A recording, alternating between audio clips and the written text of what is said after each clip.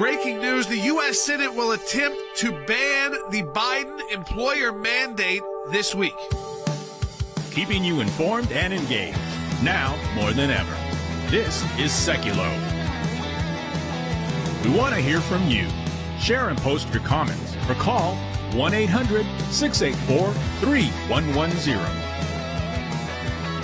And now your host, Jordan Sekulow.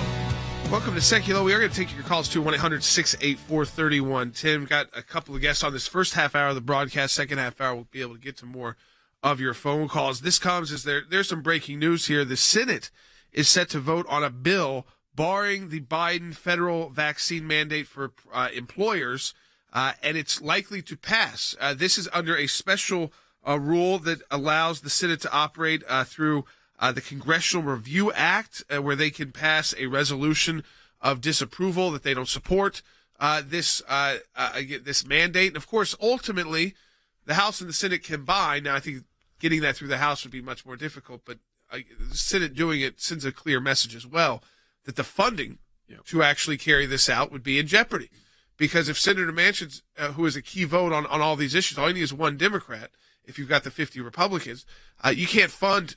Even if the courts, and for right now, this has been a loser for the Biden administration in federal court, to say the least. Every appeal they've tried to make, every new motion they've tried to make on it, they've lost. They've even lost now at the district court level when it comes to federal contractors, so it's a different case, but the CMS through the Medicaid services and Medicare services. So they're having a very tough time in court. If Congress then piles on and says, we're not going to fund your implementation of this, which has been one of the big issues with the whole mandate for a lot of different employers. One of those employers is the Heritage Foundation. We represent the Heritage Foundation. It's the first time they have been a party in a challenge. The actual petitioner themselves, they filed an amicus brief or two before in the past.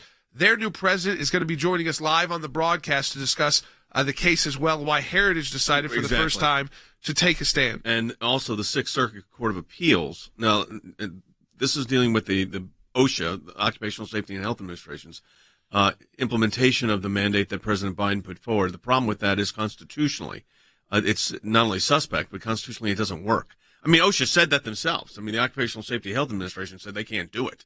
And then it came back and the Biden administration utilized OSHA to do this. It's unconstitutional because of issues that we raised of federalism, of 10th Amendment issues. So, again, if a state were to do it, that's a different story constitutionally. States could do that. I think the arguments against a state enforcing a mandate would be very difficult and very different. The federal government doing it usurps the authorities of the states, with general health and welfare is for the states. Now, we're saying that, and as you know, those on this broadcast know, we have been pro-vaccine. It's up to everybody's choice, but we have been very pro-vaccine, and I've lost a family member to COVID, and our friends at the Lamb family, Daystar, just lost Marcus Lamb to COVID, who was also not vaccinated. I'm saying that because I don't want you to confuse the science issue with the legal issue. It's a separate legal issue. We just think the mandate itself is unconstitutional. That's right. And we've got all of our briefings up at aclj.org, or what we filed so far, which is really, this is the petition. And so that is up and that's in our hands. But we're going to be joined by Heritage Foundation. It's their new president, too. He just took over as the seventh new president of the Heritage Foundation as well. And the Sixth Circuit issued an order late Friday saying that the application of the mandate is stayed still. So right now, as Jordan said, they are losing. The administration is pretty much losing in every portal, every jurisdiction they've tried, but now everything's consolidated to the Sixth Circuit. That's right. So we come back. Why the Heritage Foundation decided for the first time to file this lawsuit, to take this stand, and we'll be joined by their new president, Kevin Roberts, as well. So for those of you who know Heritage Foundation will know that, again, they've got a brand new president, a seventh in their history. So he'll be joining us in the next segment of the broadcast as well. And we've got a lot to discuss today on the broadcast. If you want to call us at 1-800-684-3110 and be part of the show. Even in the second half hour, we're going to get into Russia and Ukraine. In the third segment, a little bit about the holidays. One of our good friends got a new book out tomorrow called Unleashing Peace by Jeremiah Johnson. He's going to be in studio with us to talk about his new book. We'll be right back on Sekulow.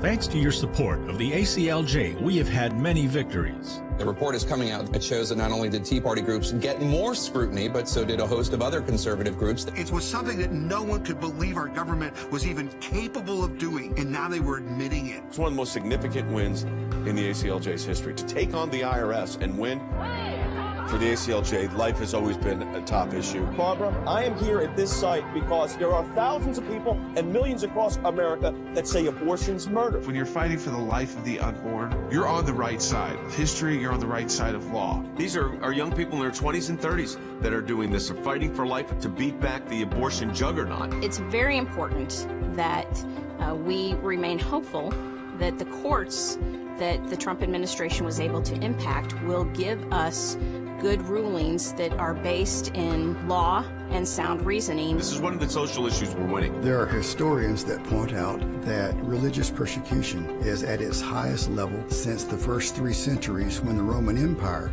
led religious persecution. A mid-state pastor's family is fighting to bring him home. We are getting my husband after 7.5 months.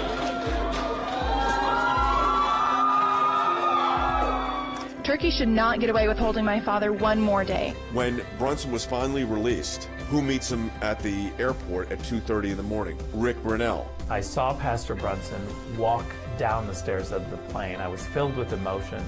I told him that we were praying for him. The American people never forgot about him. I'm thankful, I'm grateful, and actually I'm astounded. We need your help as we continue this work here in the United States and around the world. Join the matching challenge today, and your tax-deductible donation will be doubled.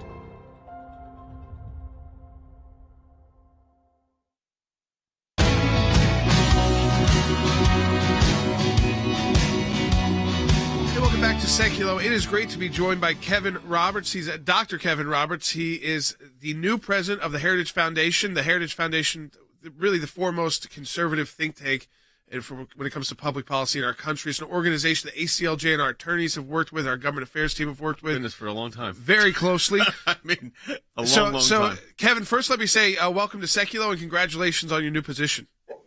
Well, thanks so much for that. It's a great privilege to be leading the Heritage Foundation, and so early in my tenure working with you. ACLJ, of course, deserves a lot of those same kinds of celebration that you just mentioned regarding heritage. Well, Kevin, I've worked with Heritage and your predecessors going all the way back. Way back when we started. I mean, we actually launched about the same time. Like, I think we were a couple of years after you all launched, but literally like a year or two. And so our history is very much intertwined, and this, of course, takes it to a whole new level. I want to start with this, Kevin, because you're just coming in as president. This is a very big and bold move that Heritage, for the first time, I think it's a history, has actually filed a lawsuit.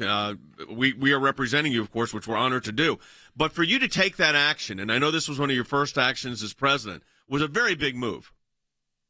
Well, it is, and yet I think it's a hallmark of the Heritage Foundation, certainly going to be a hallmark of my leadership, that when it comes to looking at this administration, which has an unprecedented view of federal power, that the Heritage Foundation is going to stand up for itself, for our colleagues here, and also for the whole movement. I mean, I don't have to tell the two of you, you're the experts here, that what the Biden-Harris administration is doing is not only unconstitutional, it is an unprecedented abuse of federal power. And I want everyone listening, watching to know that every single day under my leadership at the Heritage Foundation, we will be on offense against federal overreach. So go ahead, Jordan. Well, and that is key here, because I think for our listeners to know, the Heritage Foundation, one of your key the key foundings of the group is the idea of federalism and the idea that the federal government has this power, but the states are really, in the localities, municipalities, are really where the power should be, because they're closest to the people. They're the closest representatives to the people. And I think throughout the 48-year history of the Heritage Foundation, it has been trying to protect that careful balance that our founders intended, but that we see time and time again from administration, mostly those on the left, these attempts at federal power grabs that will be bigger than just a 6-month employer mandate if they're allowed to get away with it. Well, that's exactly right. That obviously, intrinsically, regarding the vaccine mandate, it was important for us to take this unprecedented step for us and file a lawsuit for the first time in our history. But to your point, Jordan, What we're also signaling is that there are so many threats coming down the pike from this administration if we don't stop this one. In other words, this is not merely about a 6-month vaccine mandate or even the permanent implementation of it. It is about a federal administration that is willing to subsume state power. And by that, guys, even as a conservative, I'm happy that more liberal states like California or Connecticut are able to do the reforms or pass policies that the majority of their residents want. That's the point, that we've got to get back in this country, whether we're liberals or conservatives, to understanding proper federalism. You know, I want people to be clear on that, because that's the nature and scope of this challenge is really set that way. I mean, the challenge here is not, we don't, like this or we don't like that. It's specific. It's the federal government here through the Occupational Safety and Health Administration of all entities, who said they had no authority to do this and certainly doesn't have the wherewithal to do this, would be the vehicle that the Biden administration would choose to implement a policy, a directive, if you will, that is totally unconstitutional in its approach and with with federal authorities. No federal authority here to do this. As you said, the states possess that healthcare authority. And when I say healthcare authority, health and safety of the citizens is the primary function of state government. And the usurpation of that authority by the federal government is called overreach, which is exactly, as Jordan said, one of the founding principles for Heritage. But Kevin, I want to take it a little bit of a step further here, because this is not just an important move by Heritage, but the fact that you've initiated, and we're honored, as I said, we are really honored to be representing Heritage and you all in this, and we've got a lot of friends at Heritage and have for decades. But for you to actually take action in court shows how much of an overreach this really is. That's exactly right. I mean, y'all know well that we have a lot of intellectual firepower here at Heritage in the form of the Me Center, great lawyers, bright legal minds. Heritage has always been really active, sort of one of the sources of heartbeat for the conservative legal movement. But we have never taken an action like this because we believe we are best served, and we're best serving the movement in the country by being behind the scenes. Let me just be really clear.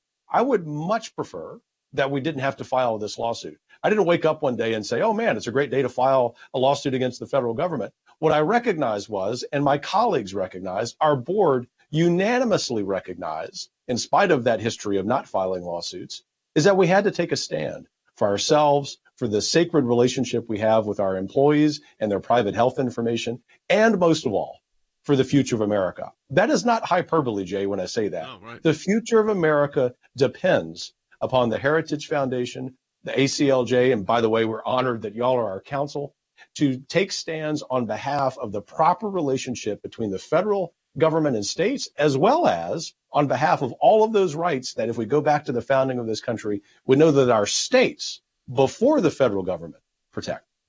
You know, Kevin, one of the unique parts about the Heritage Foundation is the size, right? Just for people to understand, one of the largest conservative organizations in the country, if not the largest.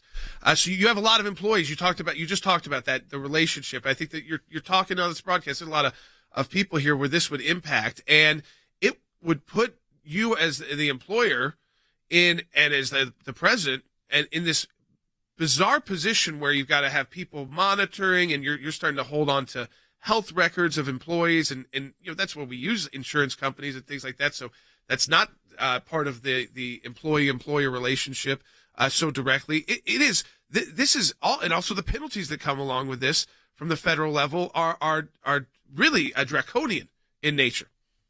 They are. They're immense. And what I would like to believe, Jordan, is that someone who looks at our lawsuit, even if they're left of center, even if they voted for President Biden and Vice President Harris, would recognize that our stance, our decision to file this lawsuit is not political. It's not partisan. For that matter, I guess it's a policy decision, but ultimately it is about protecting a relationship that two humans have with one another, namely the employer and the employee. All of us, regardless of our political inclinations, ought to recognize that our federal government has gone too far when it wants to step in there and require employers like the Heritage Foundation to become agents of the state. You know, one of the aspects of this I found interesting was you mentioned the heft and depth of the not only legal but policy work that goes on at Heritage, but you also, in your work in Texas, have experienced what it's like on a grassroots level here. And as I said, I'm pro-vaccine. I've been very clear about that. I believe that in the science, and I've even had my booster, and I continue to advocate for that. But that's very different than the federal. And we put filtering systems in our offices. We're doing all the things you do to protect. I think you all have done very similar things. But the fact here that the federal government, even when OSHA acknowledged, Kevin, they did not have the authority, and then they went ahead and politically compromised themselves because the president couldn't think of the administration couldn't think of another entity to do it, and then they said, "Oh, we can do it." And of course, every court right now is turning them down, and I think that's what's going to happen here. But it shows you the overreach, and this is a core principle of why Heritage came into existence. Well, that's exactly right. And what we're trying to do is, for the future of America, protect important relationships, as I mentioned, between employer and employees. But to your point, Jay, about spending some time in the grassroots, as I know you and your colleagues at ACLJ have, my experience in Texas is very informative. I had the opportunity, the privilege to serve on Governor Abbott's task force to reopen Texas. And in the early days, my colleagues and I at the Texas Public Policy Foundation, as Heritage was doing here in DC, had the opportunity to remind people, make good choices, good health choices for yourselves, for the common good. If this is a lawsuit that is not at all anti-vaccine, because we've been very encouraging of people to go make really positive health choices for themselves. This is the point.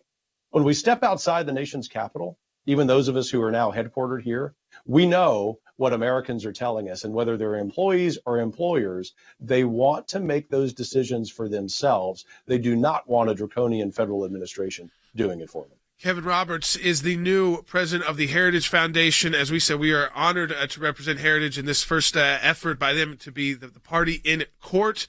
And Kevin, I want to thank you too and your team because this was a quick turnaround for for two large organizations together, and we've got it filed. We're in court, and it was great to have you today on the broadcast.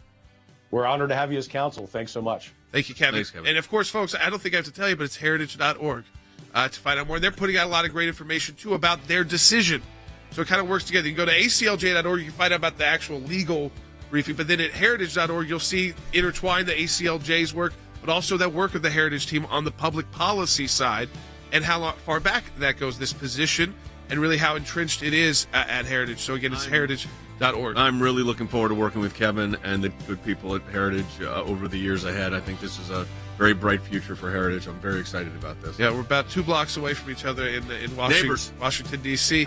And, I mean, again, our teams have been working together. So, Kevin, appreciate it. Folks, we will be right back on Sekulow.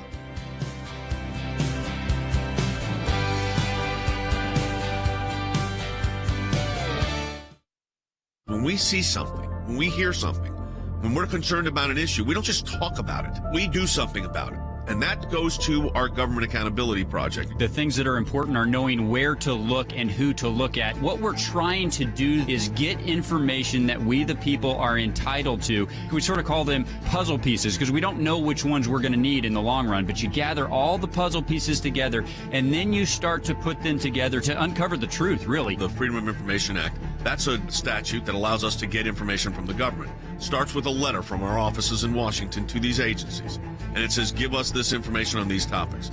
And generally, they don't. And then we go to court. We go through a series of lengthy negotiations back and forth about what they'll give or what they won't give. We may get tons of information that's redacted, and we have to then go back and say, you redacted too much. We can't really find out what you're giving us because it makes no sense. So it goes through a process of litigation. That is how you get information, and that office is going to be more active now more than ever. The ACLJ has been extremely active in vigorously seeking to hold these bureaucrats accountable. We have filed hundreds of FOIA requests. We have received over 20,000 pages of documents in our litigation. How was our government operating? What were they driving at? What was their agenda? What was their motive? And I will tell you, I mean, sometimes the picture that it paints is one of terrific abuse. You're finding a nugget in a gold mine. Occasionally you'll come up with something that is really a bombshell, but you have to persist in doing it, and that's what we do. That's a little bit of what we do through our Office of Government Accountability, and of course that comes under our Office of Government Affairs. So your support of the ACLJ supports all of that.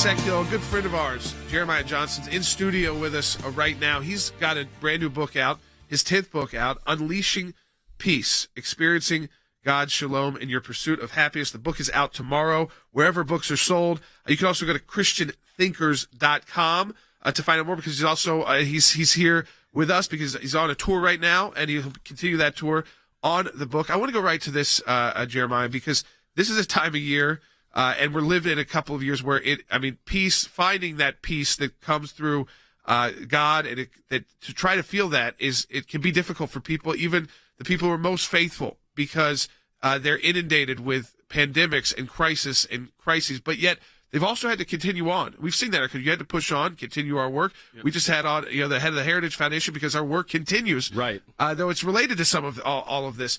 This is a tough time for people. It's probably a time where they need a book like this, because holidays can be tough. When you add holidays plus a pandemic, it's that much tougher on people. That's such a great point, Jordan, and it's so true that as families, as fathers, I mean, you and I are fathers. I'm fathers of triplets, so they're 5 years old, which means I haven't slept in 5 years, Jordan, so that's just panic to begin with. But as it relates to what you're saying, there's been a 51% increase in inpatient hospitalizations among young people just this year. It turns out that panic is as contagious as any other pathogen, and the problem is we have way too many believers who want to live in truth, and instead of living in truth, they're living in panic. They need to live in shalom. And so my new book is going to show people Unleashing Peace, how to unleash peace in their family, in their lives. And it's something the Sekulow family knows a lot about, but it's kind of a mysterious word to a lot of followers of Jesus. This whole word shalom, it's so much more than a greeting, isn't it? Well, it is. With people, of course, it means hello, goodbye, and peace. Depending on the context. I wanted to ask you this, Jeremiah, and that is, sir.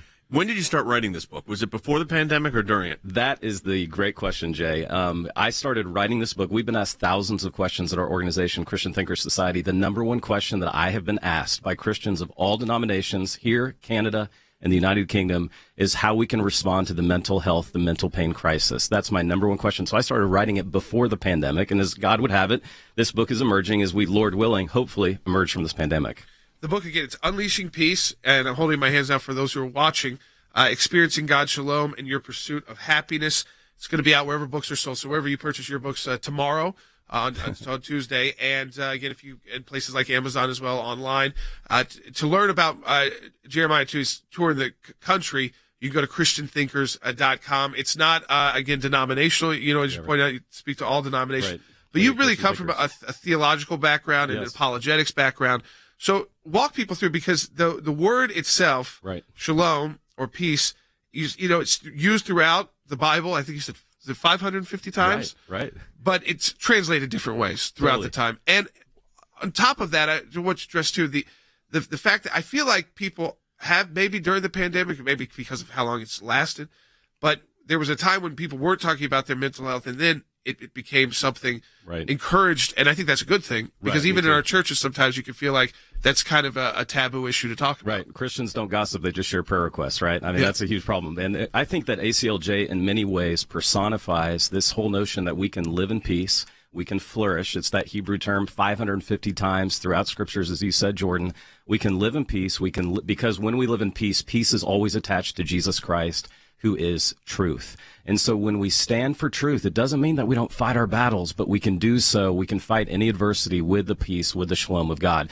But we've got to get, I'm a thinker. Our ministry is Christian Thinkers Society. And by the way, I want everyone to know our ministry would not exist. There's so many things ACLJ and the Sekulow family does behind the scenes. Jay Sekulow believed in me before I believed in myself, so I can't thank God enough for Jay Sekulow. Our ministry now is international, helping Christians think and believe in thinking. It is Christian Thinkers Society. We can't feel our way out of the problems that our culture is facing. We have to think our way out of these problems. I was going to ask you about, because I remember the infancy days of the Christian Thinkers Society. I remember you came to our office down the street before we moved to this great facility. What was the impetus for starting that? I think because it ties into this book. Right. Well, people ask me that all the time, Jay. I became my ministry before I ever had one. I had so many holes in my own faith that I need to fill the gaps. And then I realized that Sunday morning wasn't enough. Pastors need help, and we needed Christian thinkers in medicine. We needed Christian thinkers in law.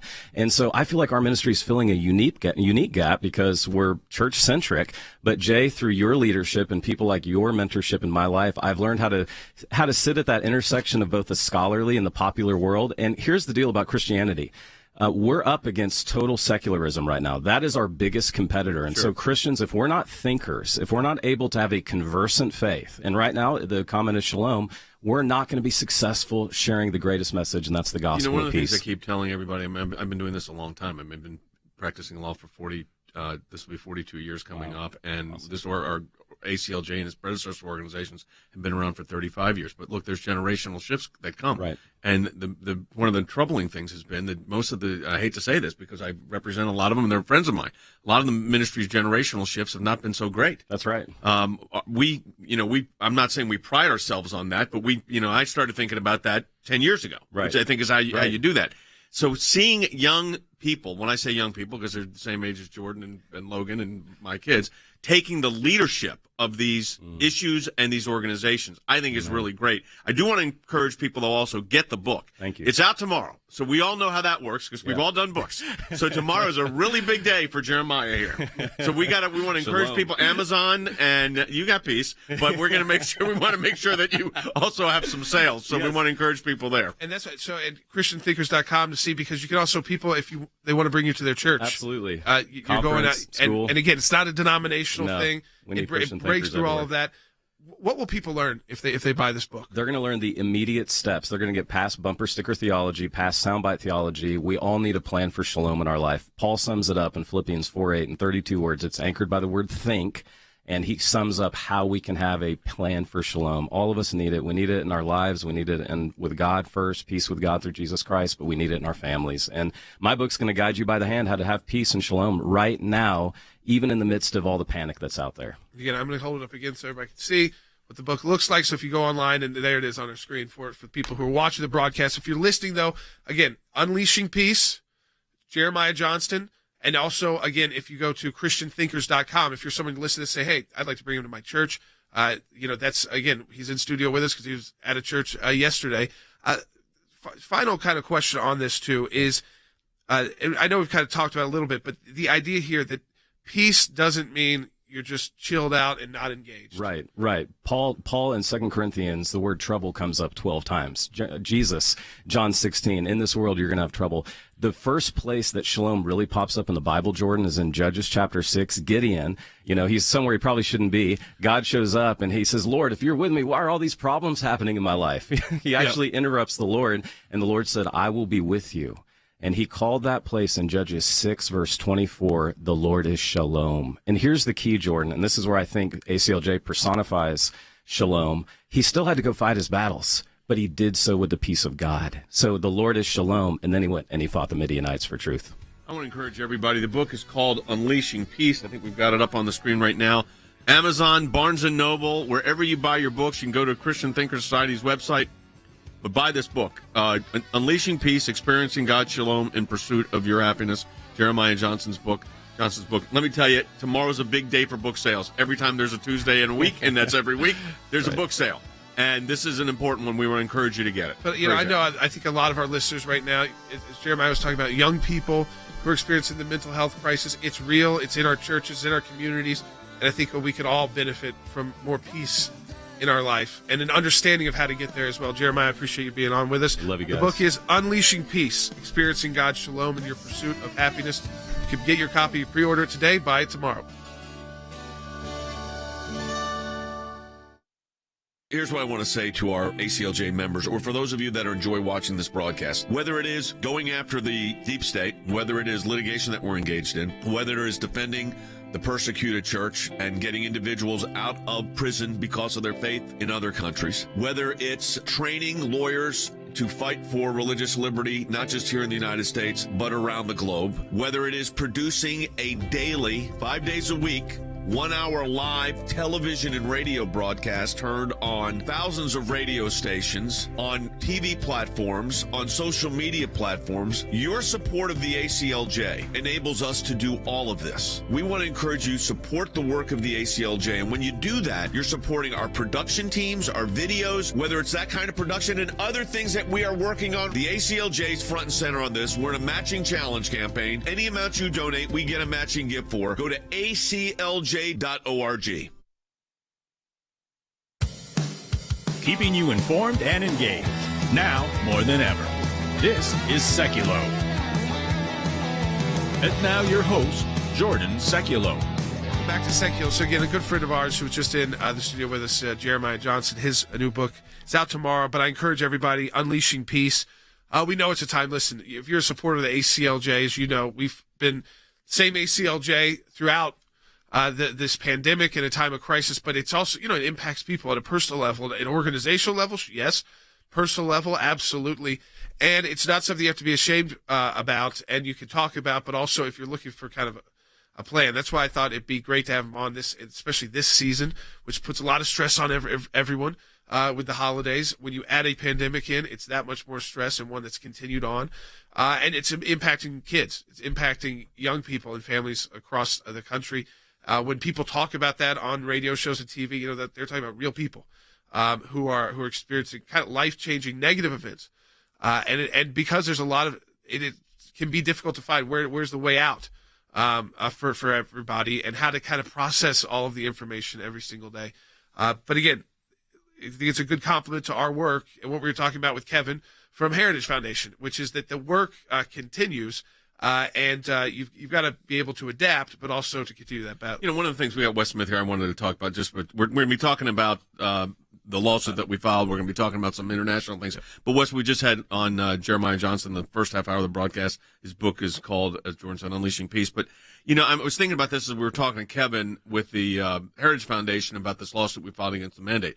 But the angst level right now, and you're a pastor, is as high as I can ever remember it. People are on edge. They really, really, truly are on edge. It's like we're being robbed of our peace from so many different angles, on so many different levels. It's a tense time for all people. I think it's especially a tense time for people of faith. It truly is. Yeah. So it's an interesting, you put all of this together. I mean, Heritage Foundation never filed a lawsuit in their history. They filed one, which we're representing them on, against the mandate. That tells you something. That, and they came out and they were in favor of the vaccine. I mean, they were. Yeah, they were actually supporters of the Project Warp Speed and the idea that if you unleash. But as a think tank, though, if you unleash, which they're all about, unleash corporate America, and you take those the bureaucratic restraints off, you can accomplish amazing things. And remember, there was the left at the time that said, "No way, you'll never be able to get this done. You can't really do this. This won't be in people's arms for years, if not a decade." So, and yet it was groups like Heritage that were saying, "No, that's not the case. If you allow these companies, whether it's the Pfizer's, the Moderna's, I'm not trying to sponsor them, but to do their work and not have to get through all the red tape because this is a unique situation. Right. Look what our corporations and look what Americans can accomplish." That is what's I think, Andy, one of the takeaways in all of this over the last year and a half of dealing with this was the removal of the barriers resulted in a vaccine being created and other therapeutics in literally, as President Trump used to say, warp speed. Warp speed, that's right. In other words, what I think President Trump did was show that you can amass the resources together in a free society with medical science and so forth and do these things in a tremendously expedited fashion and expedited way. And Harry, that's kind of the way the American system was really designed to be. I think that is true, but I think there's some hiccups on the way, in part because rather than persuading individuals, we have often decided to substitute authoritarianism, which then raises the level of resistance and distrust. Yeah. And I think that's, although the rates of vaccine are high now, they're getting there, and the lines now, they say, are long because of this new variant. The truth of the matter is some of this does increase resistance, which I think is tragic for those people that, including my own family, my own brother. And that's why the federal level, that's why Heritage decided to step into this battle to say, listen, you start doing, first of all, if you do this, take out the vaccine part, gives a whole new power to the federal government under another one of their bureaucratic branches, this one, OSHA, to start mandating and issuing mandates, not necessarily tied to anything. Just you have to do it if you're an employer, or we fine you, which is not the way that usually federal governments had to operate, even with things like the speed limit. They've had to go back and forth with the states, tie it to some benefit the states receive in this situation. And it's very different than your state and your locality where you choose to live, making decisions at that level. So I encourage you to check out what we've already filed. It's only about 4.5 pages. It's at aclj.org. Growing tensions over Ukraine.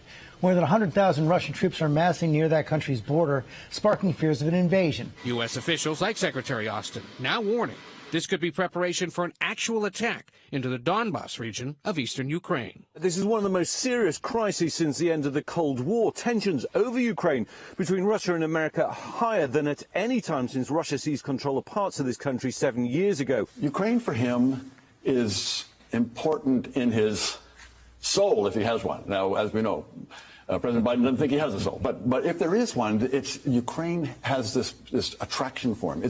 Ukraine is where the Christian Slavic civilization culture came from. And without that, Russia is not whole in President Putin's mind. Kremlin officials deny the claims. Officials there say that they are only conducting military exercises. Russia says Ukraine has 125,000 troops at the border as well. A spokesperson for the National Security Council said they are deeply concerned by evidence that Russia is stepping up its planning for military action in Ukraine, possibly by early next year.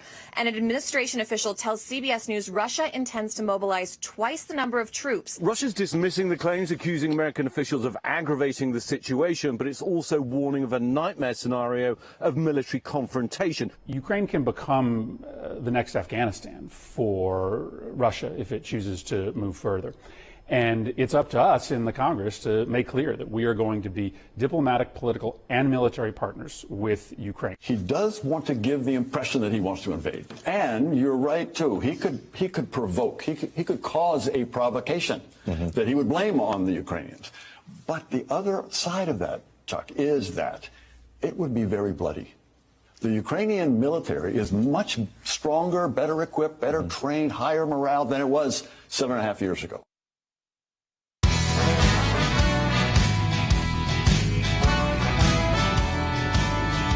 I don't know. I want to make sure you know this. So the President Biden is going to be on the phone with President Putin Wednesday, and Rick Renell is going to be joining us tomorrow and Wednesday on this very issue because, of course, he's done a lot of work because of his being ambassador to Germany. A lot of these issues involving Russia relate right back to Germany, and now and even more so now with the Nord Stream 2 pipeline. So we've seen this Russian troops amass on Ukraine's borders yet again. This happened under the Obama administration. It was Crimea. It was annexed with little more than hands up in the air from the world and a condemnation. But yet that battle has continued on. Live firefights have continued on since the Obama years. And now Putin is amassing 175,000 troops, basically surrounding Ukraine's land borders, and has made a threat to the United States that I'm going in unless you sign an agreement, which I'm not even sure the president has the authority to do, but you'd have to sign an agreement that you will never allow Ukraine to become a member of NATO. And so he's trying to block the NATO alliance for extending to Ukraine. Yeah. So, Wes, Colonel Smith, what does that mean for the rest of NATO and for the rest of the world? Well, Putin is a bully, and he perceives this as his time to act. I don't think he really wants to invade Ukraine, although it's likely he will, but he wants to put leverage on the United States and on NATO to back off.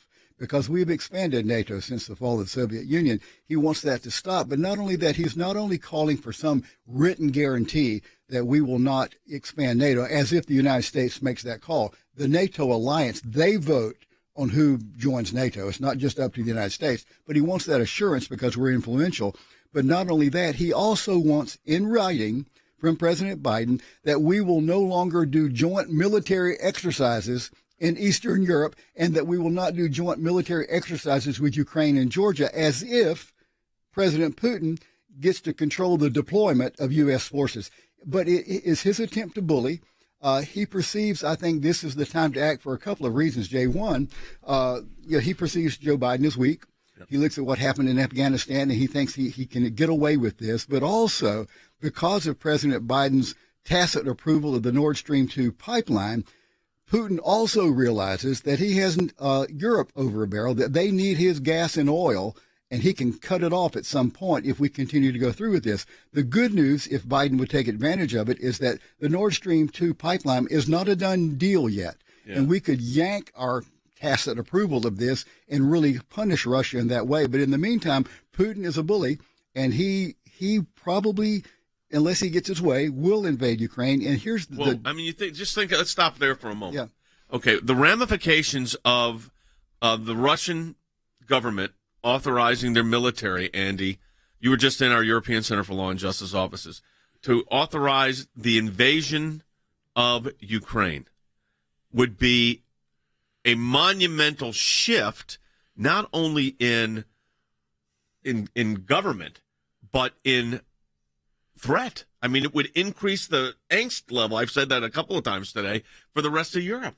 Well, of course it does, because, I mean, here's one sovereign state basically invading another sovereign state, which has been given autocephaly in terms of its church by the ecumenical patriarch, which means that the West has tacitly recognized the right of the Ukrainians not to be invaded, to have their own church separate from Moscow. This has angered Putin substantially as well. But think of the idea that the Russians are going to basically turn 175,000 troops on the Ukrainians, in addition, Jay, to the fact that there is basically a fifth column in the Ukraine of pro-Russian supporters who are going to be giving aid and comfort to that invasion plan if it ultimately occurs.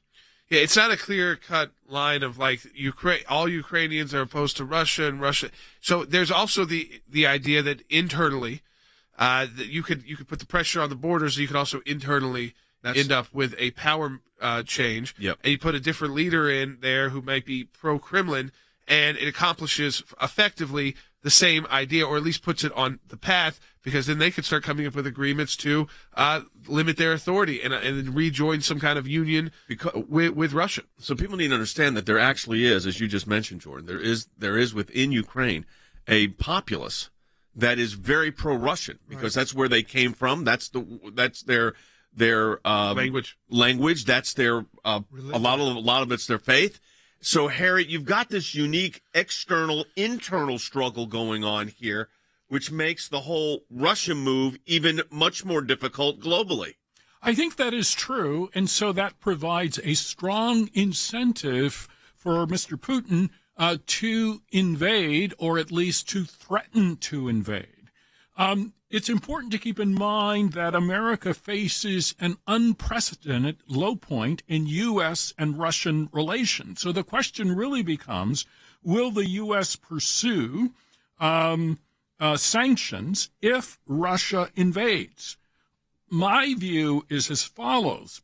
Putin is looking for understanding in the domain of NATO, which actually means Putin is looking for Biden to cave. This bullying pattern in the face of fecklessness by the U.S. authorities is consistent with the Obama-Biden approach, which concentrates on never giving up an opportunity to surrender in exchange for what? A fig leaf. You know, it is something, too, the idea that Ukraine was right on the edge of joining NATO, just to understand this, retired admiral, bite number 4. Ukraine is already in what's called a membership action plan, which is kind of a pre-step toward eventually gaining full membership in NATO. So that train has left the station, if you will.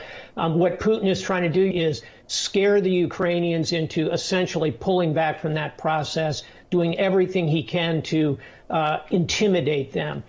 And the dangers of that we've talked about with Rick over and over again, the dangers of rewriting European borders.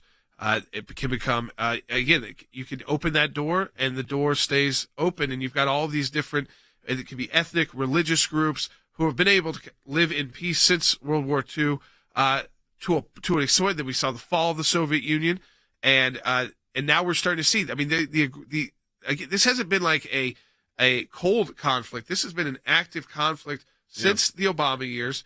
Firefights have continued on. It's affecting people deep inside Ukraine, including in Kiev, and it's divided the nation. But it also then you can look at other these, especially former Soviet states, Central European countries as well, that start saying, well, we want to divide this too. We want to separate here out. And you can also start disrupting those who are already members of NATO and that entire alliance. Well, already Putin is doing just that. Belarus is having a conflict on the border with Poland, which used to be part of the Soviet bloc. They now are a member of NATO. And so Putin is supporting Belarus because they objected to the EU sanctioning them because of their controversial, probably illegal presidential election last year. They were actually flying in asylum seekers from the Middle East to Minsk and then encourage them to cross the border into Poland. So Putin is a part of that as well. And here's the interesting thing about Vladimir Putin. He seeks to be a destabilizing influence in Europe, and he's succeeding at it. Right. He's already divided the U.S. and part of like Germany on the gas and oil issue. But right now, his foreign ministry office yesterday said that if they were to invade Ukraine, it would be defensive in nature, much like Hitler said when he invaded Poland in 1939, that somehow or another Russia's not the threat. He says Ukraine's the threat. Well, it's interesting because I was just going to ask this, and that is, what is the impact of this kind of move on the rest of Europe, Andy? Because that is where you wonder that, because Putin is thinking this through. So what is the next play here? Well, that's the question. What is the next play? Ukraine now? What's next? Romania? Are we going to restate the Warsaw Pact? Are we going to capture the Poles? Are we going to go into Slovakia and the Czech Republic? This is the apprehension that people fear of an expansive Putin policy and the intimidation that Admiral Stavridis spoke about. And that what is he going to do, and what is the United States going to do in response? So he's doing everything he can to intimidate the Ukrainians, and I think he may be succeeding in that intimidation. Well, when we come back from the break, this is one point. I mean, I think it's a careful point for the United States, because we know there are other countries, especially China, who want to be the world's leader. They want to say, this is the superpower of the world. But still, at this moment, it's not France. It's not even Ukraine itself, because of the divisions inside. It's not Germany. It's not the EU, even combined. It is up to the U.S. Putin his only final concern is what the U.S. might do. Now, on a positive note, that underscores our power and standing in the world still to this day. But with each time you draw red lines and don't stand up for it, and you don't really talk to the American people about what's going on there, and so people are not fully understand why they should care, why this impacts the U.S. Of course, that NATO right there. The difference between a NATO with Ukraine on the border of Russia and a strong independent Ukraine, or a Russia expanding its territory, getting closer and closer into NATO. I mean, that's what you're talking about. There's also the idea here of President Biden said that he could stop this. And there are ways to do it, but he hasn't laid out what any of those ways are. And I don't know if it's Nord Stream 2, but you get a lot of pushback from Europe. So we'll talk about all that when we come back from the break. Support our work at aclj.org. President Biden plans to speak with Russian President Vladimir Putin tomorrow as tensions rise between the two countries. They're expected to discuss a U.S. intelligence warning of a possible Russian invasion of Ukraine. The president says this is going to be a long discussion tomorrow with Vladimir Putin. It's their first that we know of since July, and Biden has said he's going to make it very, very difficult for Russia to invade Ukraine. But the big question is how. We've made it clear to the Kremlin that we will respond resolutely, including with a range of high-impact economic measures that we've refrained from using in the past. I'm sure they are looking at sanctioning the banking system, sanctioning the energy sector, possibly cutting off Russia from the SWIFT system, which enables all of their international financial transactions. The so-called SWIFT banking system. Something that we did to Iran. Something that we did to Iran. Okay. But Iran, of course, is not as connected to the world economy as Russia is now. Mm-hmm. So this would have a major effect. Weakness invites the wolves. Russia won't invade if President Biden and the Congress make it clear that there will be serious consequences if Russia does.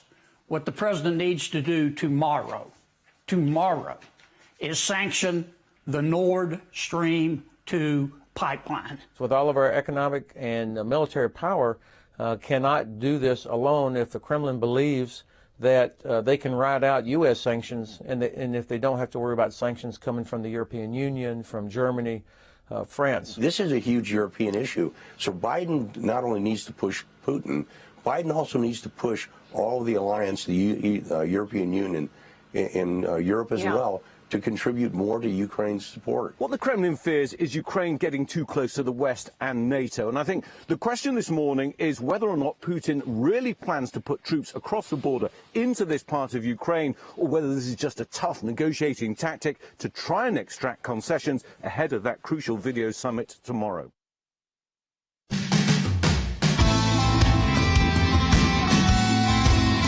All right, so welcome back to Sekulow. As we were finishing out that segment, what I was keying in on is that it's still up to the U.S. to call it the pressure point. Doesn't mean you can solve every problem, but what potentially could the U.S. do outside of a war with Russia, which is not happening?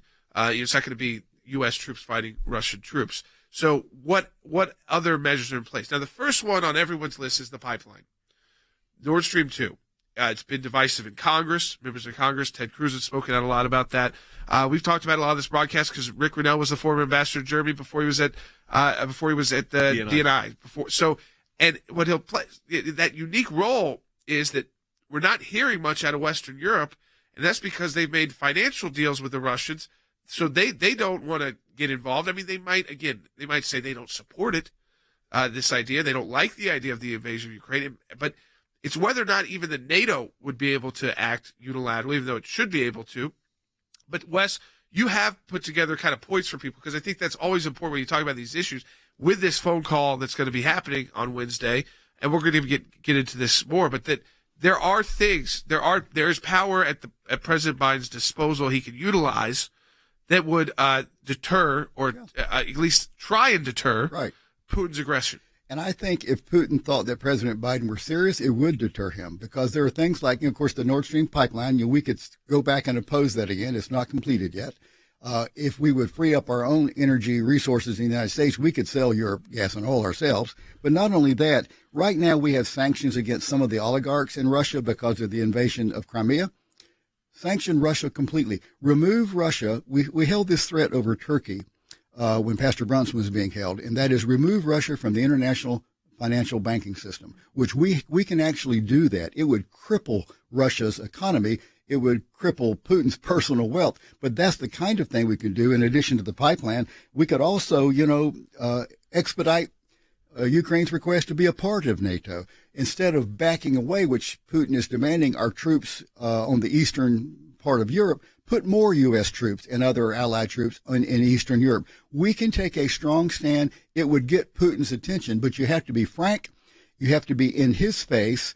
And I am not sure that President Biden has the will to do that. But there are actions we can take that would seriously cripple Putin, and he knows that if we would do it. One of the unique things about the American Center for Law and Justice and our global affiliates is we're able to give you this kind of analysis in depth on something that's going to impact everybody if this happens. And I just asked Harry Hutchinson, Professor Hutchinson, during the break, what is Putin's goal here? What's the motive? What's he trying to do here? So, Harry, I want you to really respond on that. Well, thanks, Jay. I think Putin's long-term objective is to crack up NATO and then to destroy the European community. And I think now is an ideal time to advance that agenda. Why? Because we have an administration that has demonstrated its lack of will, its unwillingness to exercise power to advance U.S. interests, its unwillingness to impose sanctions, its unwillingness to send more troops to NATO.